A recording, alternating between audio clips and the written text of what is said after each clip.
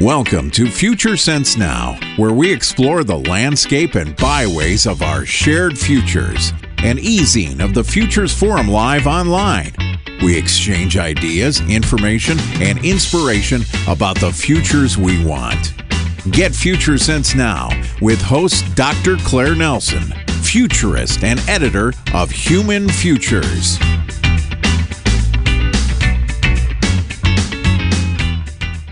Greetings and welcome to Future Sense Now, an online e-magazine of the Futures Forum. It's April 2020, and around the world in the last few days, we have been celebrating things like UN Creativity and Innovation Day, and Earth Day, and of course, we're celebrating in this conversation, Girls in ICT Day. This year, we commemorate the day in a very challenging time globally, amidst a global pandemic. As a result, we at the Futures Forum would like to explore these global commemorations through the lens of the future of sustainability with a focus on girls in ICT. We will look out at the year 2030 because despite the immediate challenges of the day, it is my belief that we need now more than ever a shared vision of our aspirations as defined through Agenda 2030. And we want to deal with gender equality, inequality, and of course, ICT being seen as a human right, especially now that we need it to do so many things. In this episode, I'll be speaking with SANDRA GARCIA, and she is CEO of Encounter Your Potential, a branding and marketing strategist. And in this capacity, she has among her clients many big name organizations such as Howard University School of Divinity and Vivo, and she is a Google digital coach. So that's how most people know her. But anyway, the fact is she has so much to share with us. I'd like to welcome to this conversation, SANDRA GARCIA. How are you? I'm good. It is Wednesday, so it's the middle of the week. So this is that point of the week where we're still getting a lot done. We're also looking at the finish line, which is Friday and the weekend. Good. I'm so glad to have you join us. I know you're very busy. You're very much out there speaking a lot on conferences. You are out there as a strategist for companies, small and large. As a digital coach, you're working with small businesses to teach them about how to use technology. And as we think about 2030 and the UN Sustainable Development Goals, I want you to not just look out at the horizon for the time being. I know we're kind of all like, but look at the horizon for the time being and tell me, as you're looking out in the next 10 years and what we're going to have to go through and navigate in the next 2 years, are you thinking that based on your work and what you're seeing and what you know is happening in the industry, are you seeing that we might actually be converging or getting on the road towards a place where girls and women will actually be, more involved in this industry, in ICT industry? Will disparity be less by 2030? What are your thoughts on that? Yeah, I think that there is a greater consciousness. There are conversations happening like today's conversation. There are conversations that took place and that should continue to take place during Women's History Month. So because there is awareness around it and there are conversations, I think that is now taking the steps to be able to close that gap. Now, what we need is action. We need action. We need access. We need education. We need our girls to feel more confident, prepared, encouraged in order to really make greater moves towards closing that gap, getting closer and closer to 2030. So I'm confident that it can be closed, that it will be very equal. Who knows? Things can happen. We didn't know that we would be impacted by the coronavirus. 4 months ago, 5 months ago, coming into 2020, we had no idea this is what we would be living through. So something else could happen that could change things monumentally. We don't know what that is, but in that there's a possibility, there's a lot of time. So anything can happen. But what I think is necessary is action and education. So in that regard, your company, Encounter Your Potential, really is about doing digital strategies for companies. Tell me about, first of all, the response to you as, well, in the American context, as a minority woman, as an Afro-Latina, as people would call you, coming from Central America, Honduras. So that's one unexpected thing. Do you find that you are usually the only you in the room? How have you been received by, let's say, mainstream people in this sector of industry? Yeah. So I call myself a super minority, but I've been a super minority since I was born. So I was born in Honduras, Central America. My first language was Spanish. I moved to the US when I was 5 in time for elementary school. I learned to speak English at school. I grew up in New York City, which, yes, is a melting pot of different cultures, but I've been a walking question mark since people can ask me questions, because I'm 100% Latina, but I am not what you expect in a Hispanic woman. So I show up, my race is, I'm Black, I'm Afro-Latina, my ethnicity, I am Hispanic. So there are already questions to be answered there. Or, you know, my first language is Spanish, but I'm not feeling Hispanic enough, Latina enough. What does that even mean? Or growing up in New York, or you're not Black, like you're that, but you don't fit anywhere. Right? So I think for me, I had a higher sense of consciousness from the very beginning. So growing into myself, from middle school to high school to college to going into my professional career, I was already comfortable with not necessarily fitting any kind of mold, but creating a space for myself. That's why I'm a big believer in confidence. Because if you're able to learn confidence early on, you don't need to belong. You don't need to look like everybody else in the room. You just need to get the job done. Be the best ever at what you do. I don't want to be the best Latina. I don't want to be the best Black person, the best whatever anyone wants to call me on any given day. I don't want to be the best woman at it. I just want to be really great at whatever it is. And in any room, in any space that I step in, I just want to be remembered. So there, of course, have been many circumstances where I have been the only person of color, the only woman, but I don't lead into the room with that. Gotcha. I lead into the room with, hi, I'm Sandra, and this is what I do. So there, and that was self-development, and that had to be built up over time. That didn't just come, but of course, I've been hyper conscious of my status of a super minority from a very young age. And I think that I was able to see it as an advantage and not a liability.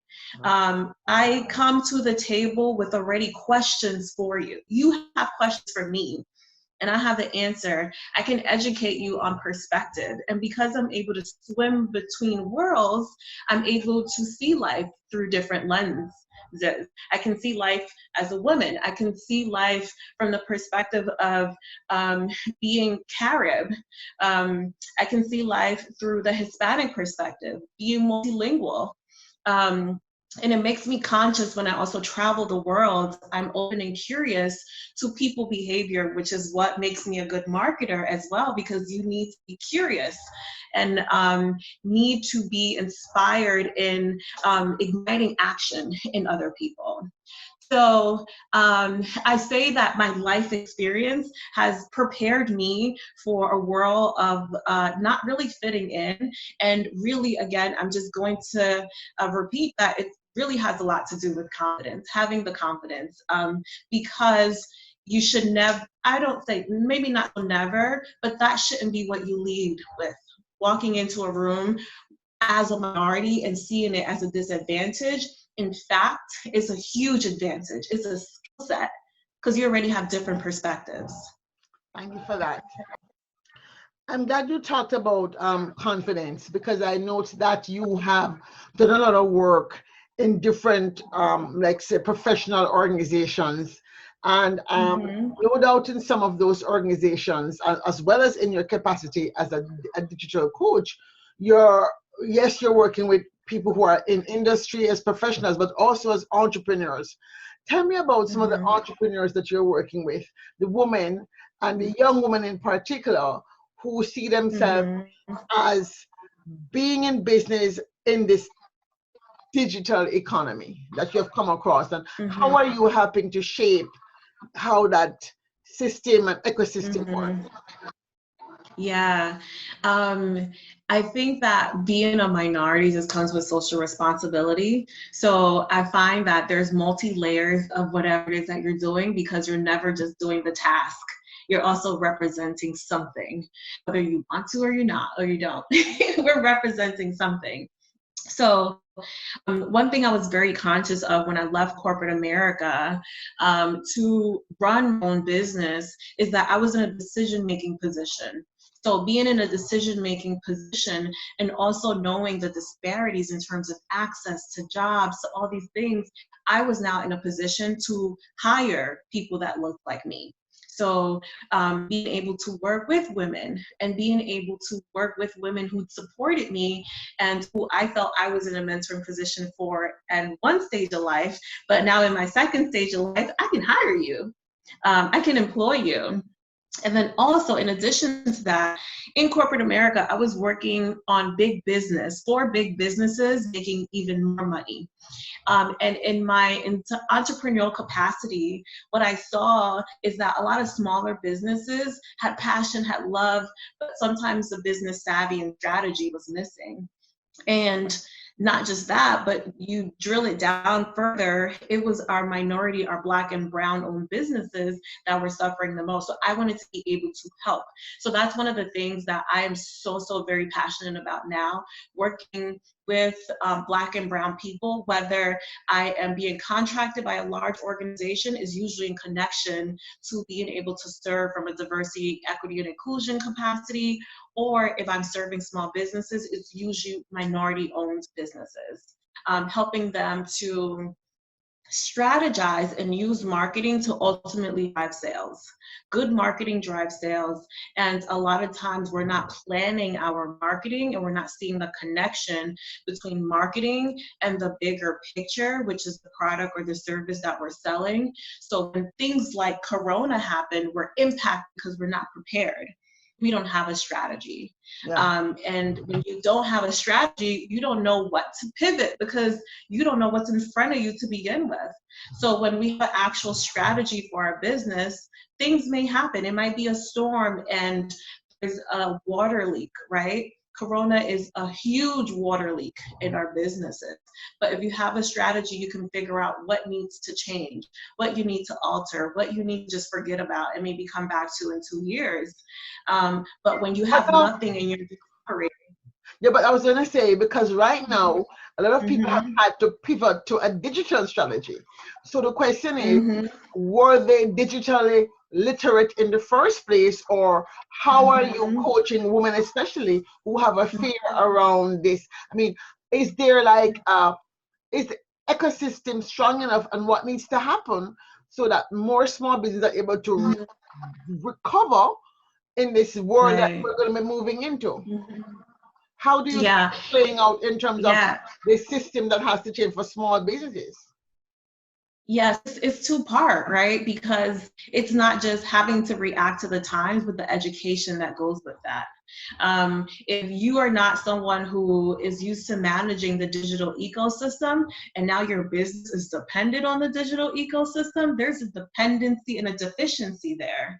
There's a deficiency that needs to be addressed. And that's a lot of the work that we do with the Google Digital Coaches Program. So I'm one of 10 coaches at the moment, and the focus is going into brown and Black communities to share resources and tools, primarily leveraging Google resources and tools to be able to grow your business, to be able to feed and nurture your business through the digital ecosystem in order to see growth. Now, And mhm. sorry, but do you think that if, let's say, you're coming to talk to me now, I would need help like that, for example, right? Because I mean, Mhm. I use the things, but even though I'm an engineer, I would say I was an engineer before. I'm an engineer from the era of, big box of cards and the big computers. I like to tell my young Mhm. friends, I was born before the PC was invented. Okay, so those people say, Dr. Niles, you're supposed to know this. I'm an engineer from the old school with slide rules. So when I was the only black female in my class, we weren't talking about Mhm. we weren't talking about mentorship. There was nobody ahead of me to mentor me in the first place. So Right. we're now talking about somebody like you and others like you who are in the ICT space on the user end, because now we're talking about not the engineer on the back end, but we're talking about the user Mhm. interface end, and we're still seeing Mhm. gaps in access and gaps in comprehension and gaps. So do you think then that in terms of girls in ICT day, that some of this is more native to the younger people because they are, let's say, growing up, they were born into it? And so as we look at the Mhm. future in terms of augmented reality or virtual reality and the Mhm. new things that are being designed as we speak, how do you think a place like New York City, where you are, right? We don't have to have all the kids that are Mhm. in school online. How do you think that we ought to be talking to the powers that be in the education department, for example, to ensure Mhm. that the brown and Mhm. black kids in who are minorities in New York are not left behind, because Mhm.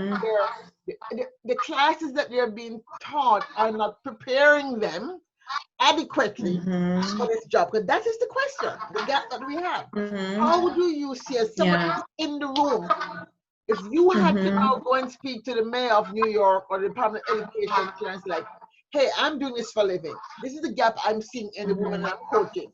Therefore, in high Mhm. school, you need to be doing this right now. What would you say to those people? Mhm. Yeah. So you mentioned several different things that are right on target. The generations that are coming up after us are more digital first. The babies who are being born now will never know, well, will never use the actual landline phone for the most part. They would probably be confused with what cable TV is. As soon as you give them a device, they start scrolling, right? It's like, how'd you know to do that? You're only like one. You've been here for just 12 months. um, so I think that's part of it, right? It's the exposure and the nurture as you're growing up. And I saw this the most in my experience when I got to college. Because college almost, you were away from your household, but you were exposed to people that were coming from all over. So look at what's happening now with homeschooling. You have kids who have never touched a laptop before, but now they're being asked to homeschool. There are kids who are being asked to homeschool that don't have internet access at home. So we didn't even get to the courses yet. We didn't even get to the actual curriculum. We're just getting to the tools that you need to have in order to access. So there's tools, there are just layers, there are multi layers to this disparity that doesn't just start when it's time to get a job, or when it starts, when what college you go to. There's a lot more happening, and there are a lot of things happening within family structures. In the United States, there's systematic oppression that has impacted a lot of these disparities. When you look at communities, black communities specifically. But one way, in terms of just action and things that we can do when we look at our public school system, because those are places, or Black communities, let's look at what we can do from the very beginning so we can better level out the playing field. So if we are looking at the future world, and the future world is digital, we need our kids to be able to manage the digital world, and know how to maneuver it on their own. So I would say it's interesting that now students are being given laptops, but why was that not a consideration before? You know, it's so interesting that it's now a consideration, but at the same time, these are one of the positives of us going through this pandemic, and it's calling out where the loopholes and where the gaps are. Is there an organization out there? Is there a possibility that we can support, sometimes not always by like donating money, but can we donate internet access to homes in underrepresented communities that are also struggling, right? Because just that access to the internet is access to the world. Yes. So we have kids quarantined right now in their bubble, don't know what's going on out in the world. So that also impacts, you know, other behavior considerations. You're still going out, you're still hanging out because you don't know that people are actually dying. And to the rate that people are dying and being impacted, you don't have access to the outside world. You just don't know. You know, So, and you said that what popped up for me, you talked about the situation with on the access or lack of access in some homes. Do you think then that if you were to say be able to look at a Google or another big company like that from a strategy standpoint, we should be saying then, you know, we now have also teachers who have never taught in this way before. We should be having a digital coach to teach teachers how to use tools like Google Earth, for example, to teach science and earth science. I mean, how do you think that in the different NGOs that you are part of, I think you are on the board of National Association of Minorities in Communications and all kinds of things like that. So they have some clout. I mean, you by yourself may not have that much clout, but those associations do have some clout. Do you think that a group like that will be able to say to the powers that be, because you are the chapter president, hey, or you're on the board, hey, we have been looking at this, we've been hearing from our family members, and there are 100 of us in this chapter. We're talking at least like 10,000 people, right? We represent. Should we be testing right now a program to ensure, because there's so many women who are teaching our young children, therefore they themselves feel inadequate. That confidence you're talking about, that confidence comes across even the way people teach. So if they don't have the confidence tools, they might be passing on a subliminal fear to their students and subliminal anxiety to their students. How do you think we might, somebody like yourself who is adept and, you know, known in this space could support them in this time? This conversation about helping teachers become more adept that have never been had to teach this way before. With teaching, especially the kids in the primary school, in K through let's say 6, especially. Because you don't want people to pass on that fear because they never taught this way before. What would you say? What, I mean, just thinking out loud, you don't have to be, because I just thought of the question myself. So what would we, what could we do? Because we want this conversation to not only be a conversation, we want this conversation to lead to some action that either you or I could take coming out of it. Because we talked about action before. We're gonna have action. Right. Yes, I agree with you. So there are several different things. A product marketing strategy is train the trainer. So in this situation, teachers will be the trainers, but they need to be trained in order to train others. And you know, it's so interesting because I was going back and forth with the Department of Ed a few months ago about doing a program for their students, and I was like, okay, that's a good idea, but now you're putting the students in a position where they will know something that their teachers haven't been taught yet. So how about we have a workshop for the teachers first, because then they'll have the know-how, because if the students have questions later on, they'll be going to someone to ask a question that hasn't been trained yet, or we're just assuming already knows because of their position. Yeah. So there are two parts to that. I think that's organizational strategy, but I think that's also individuals being aware of the position that they're in to also do professional development and career development, because we all come in at different levels, and we all come into jobs maybe with the ability to do the job, but our exposure and experience also impacts how much we can give to a job. That's any job, really. So teachers also may be knowing where they need additional training, but also the system giving access to resources. And I know that there were trainings, there was maybe like a week or two, I'm not too sure, of training on the online models, or at least there was in certain places before teachers were sent out there to create these online curriculums, because that's a skill set within itself. Exactly. It's that if you've never done that before, all of a sudden you are now tasked to create online learning. That is difficult. Exactly. I say it's even difficult to, like, because I'm doing these online presentations, for me, it's harder to present online than it is in person. In person, you can see people, you can see their faces and see whether they're getting, they're understanding, you can make that connection. Offline or online, you have to work harder to express yourself, to get your message out there, and then you don't really know when people are getting it.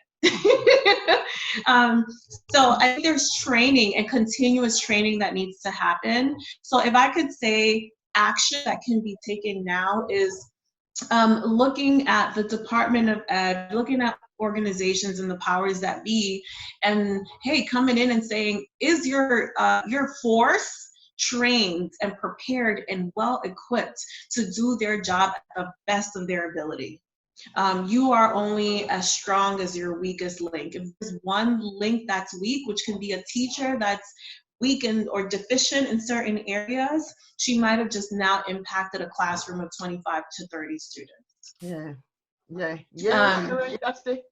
That's a big consideration. And I think I'm certainly in New York City, where your base is. I think about the large numbers of Black immigrants from around the world, quite frankly, that are working class, that are quote unquote out. They actually are essential workers, so they're out right now working. Their children are at home, so even the parents themselves who are That's not another thing too. Another big gap. So yeah, you have a lot of students who don't have a parent to, one, log them into that system. If you have a 7-year-old that's never done that before, they need someone to guide them. The laptop arrived in the mail, but I don't know what to do with it. Now add another layer to that, because I'm a child of immigrant parents, and the parents don't even know what to do. The parents never had to work on a laptop, or they check email, but they don't really know how to maneuver things like a Word document or a PowerPoint presentation, let alone learn a software to then themselves have to be teachers. Like at a certain point in my education, I had to school myself because my parents were no longer able to. They didn't have the knowledge to. Now, if you add technology to that, that's layers. Yeah, and so that's one of the things I think we sort of answered in this conversation, but I've been thinking through it and thinking, there might be a way for us to really leverage the political clout that exists in the immigrant community in New York to sort of begin to have pilot experiments that can go beyond today crisis, right? Because if we had a PTA, let's call it a parent education movement, so to speak, because we need to make sure they have to make sure the kids are safe online, for example. We know there are lots of trolls around doing things online with kids. So a lot of work that has to be done. This is really, you have opened my eyes with some ideas just talking to you that I hadn't thought about before. And as always, it's important that we get new ideas. I have 2 last questions. When you think about the future and you think about AI taking jobs, as we all are now, AI is going to take all our jobs. We're going to have chatbots, we're going to have robots in hospitals, we're going to have robots cleaning the platforms, etc. When you think about that future, what keeps you up at night? Oh, that's a good question. I think As an entrepreneur, I thrive in operating in the space of the unknown because I'm also a creative. So I love to create. And I think that to be a good entrepreneur, you have to be able to be somewhat comfortable with the uncomfortableness of like having to build. We're builders because we're building businesses, building or executing on ideas. So one thing that I'm known to say is that nothing is necessarily, things are going to shift and things are going to change, but the jobs of the next 5 and 10 years, they don't exist yet. It's for us to create it. We're driving around, or we're in Ubers. Before the pandemic, we were using Airbnb. So everything our parents told us not to do, we're driving in people's cars and we're sleeping at other people's houses, because technology has enabled us to do so. You don't go into a car with a stranger and whose house is that in what country, but we're doing this, right? And it's so normal to us. But these things didn't exist 10 years ago. The Blockbusters and the Virgin Records and, you know, these things from 10, 15, 20 years ago are no longer here because now we have iTunes, we have this, we have that. CDs don't exist anymore. So it's not that those jobs necessarily don't exist, but it created opportunity for other things. And in this digital space, we can create, and we can create faster and actually create more opportunity than there was before. So I'm not concerned about that at all. And even now with, you know, people are losing their jobs, but there are other jobs that are available, that are becoming available. There are other needs that are becoming available and that are being highlighted. So how my strategic mind thinks is, don't think about what's going away, think about what you can create. And think about how you can even shape, think about even our conversation today, what are the gaps and how you can fill that gap?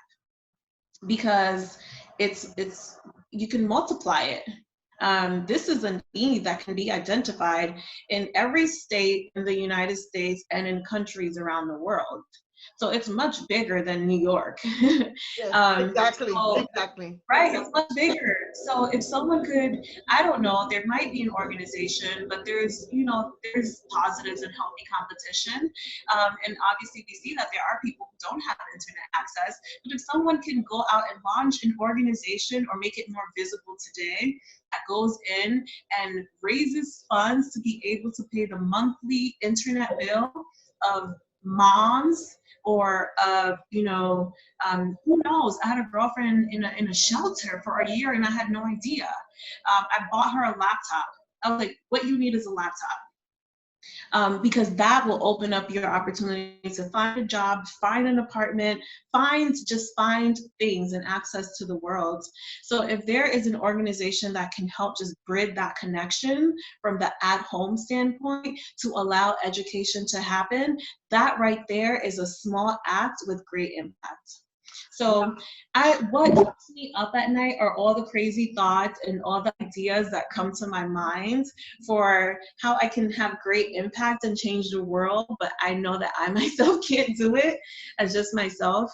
So that gives me anxiety when things like Corona happens and I was like, oh, think fast. Like, what do you have to do for you and what do you have to do for the people you serve? That's the stuff that keeps me up at night, but it's not concern for lack of jobs. And if you want to make money, you can make money. And we're, you know, Caribbeans and, you know, I say minorities, we can find jobs, we could create jobs. That's a good attitude. And you are, of course, talking about your company's name is Encounter Your Potential. So exactly, encounter your potential. And I live it and breathe it. My last question then is about encountering your potential. I want you to jump 10 years into the future, right? We have managed to survive because by the grace of God, we have been given the gift of life, right? Yes. And so we're doing the things that serve your clients. You're building new partnerships. You're seeing the problem, you're navigating the wilderness that we're walking through, and you're seeing problems, you're creating new partnerships with crazy people like me, and we're building. So tell me where Encounter Your Potential, what has Encounter Your Potential done? And in 2030, when we look back, what is the headline say about Encounter Your Potential is X or has done X? What is that headline saying? In your, you said you had all these things in the world you want to change. I'm very much about being a change maker. So tell me about how the world has been blessed, gifted by Encounter Your Potential. What's your headline? Yeah, that's such a big question. And I think one, I just have to say, and I have to call out, because my husband did ask me, like, what's your goal? And I was like, that's such a good question. What's my goal? Like, what do I want to do with this company? And I said, this isn't the end all for me. There's more. I just don't know what that is yet. But I'm discovering it because I'm still encountering my own potential. But what I do have to say about the people that I come across is that I challenge everyone and anyone who comes in my sphere with an idea, with a business, to move the needle. Whatever you do, move the needle, because you cannot stay in the same place you were. And if you come to me with an idea, I would challenge you to execute it, because that is the differentiation, those who ideate and those who make things happen. So I say move the needle all the time, because I'm also a get-a-doner. I like for things to get done. So I'm encountering my own potential every day. I love Michelle Obama's book, Becoming, because I'm constantly becoming the new version of myself, a better, higher version of myself.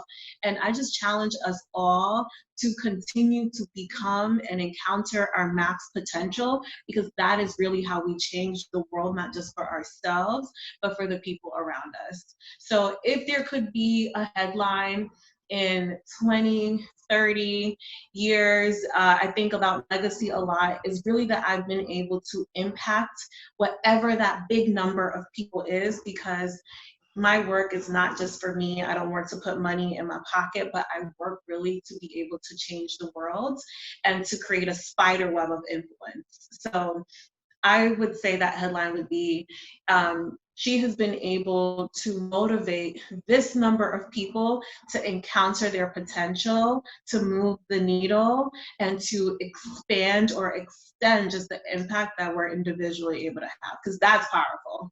And it'll be way beyond me sitting here in Harlem, but you know, it can reach people everywhere.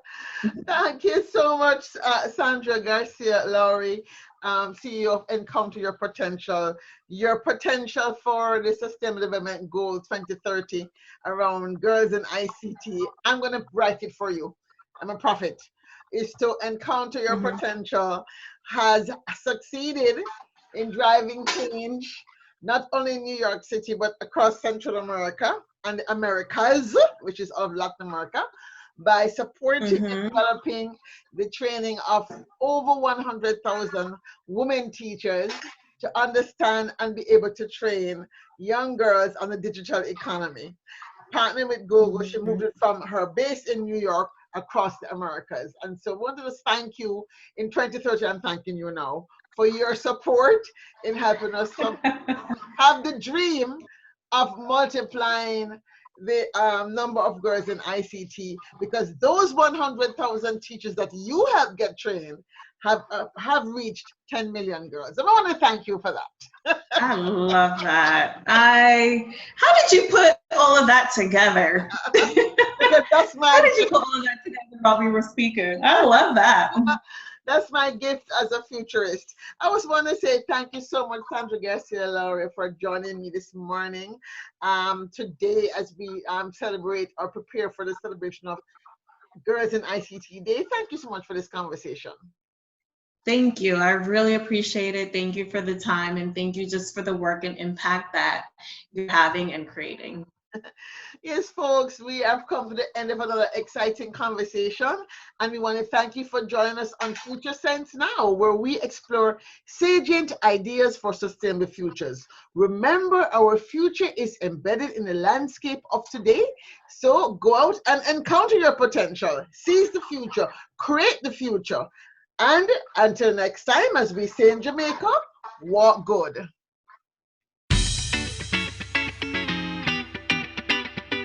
Thank you for listening to Future Sense Now with Dr. Claire Nelson. Future Sense Now is produced by the Futures Forum in Washington, D.C. For more information, visit www.thefuturesforum.org. Remember, our futures are embedded in the landscape of our present stories. Seize the day, share this story, and share the future.